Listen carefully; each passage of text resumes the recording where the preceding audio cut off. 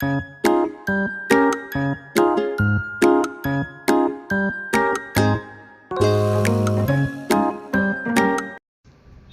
Friends, welcome to అమ్మమ్మ గారి వంటలు.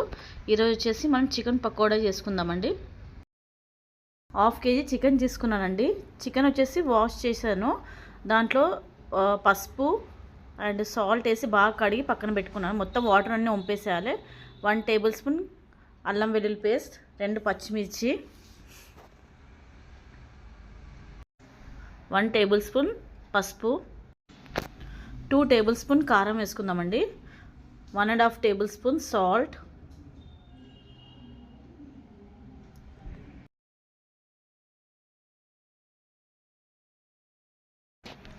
1 table spoon garam masala, 1/2 table spoon food colour. Food colour అనేది ఆప్షన్ అండి. కొంచెం కొత్తిమీర వేసుకుందామండి. 1 టేబుల్ స్పూన్ శనగపిండి అండి, బేసన్ అంటారు కదా అది. కార్న్ఫ్లోర్ వచ్చేసి 2 టేబుల్ స్పూన్ వేసుకుందాం, ఎందుకంటే బ్యాండింగ్ అనేది కరెక్ట్ ఉంటుంది కాబట్టి కార్న్ఫ్లోర్ వేసుకుందాం. కొన్ని వాటర్ కలుపుకుందామండి, ఎందుకంటే మొత్తం మసాలా మొత్తం చికెన్కి పట్టాలి కాబట్టి కొన్ని వాటర్ వేసేసుకొని కలిపేసుకుందాం మొత్తం. 1 టేబుల్ స్పూన్ ఆయిల్ వేసుకుందామండి. వేసేసుకొని మొత్తం కలిపేసుకొని డీప్ ఫ్రిడ్జ్లో 1 అవర్ లేదా 1.5 అవర్ ఫ్రిడ్జ్లో పెట్టుకుందామండి.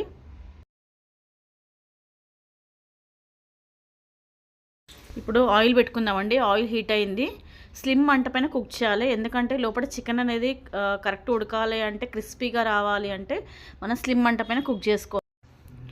గోల్డెన్ కలర్ వచ్చిన తర్వాత తీసేసుకోవాలండి. సో చికెన్ వేగిపోయింది. సో ఇప్పుడు ఒక ప్లేట్లో తీసేసుకుందాం.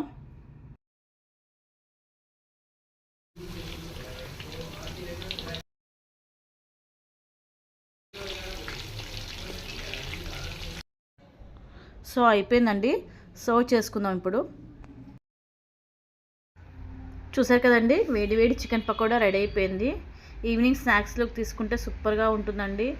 Like and share and subscribe to our channel. Thank you for watching.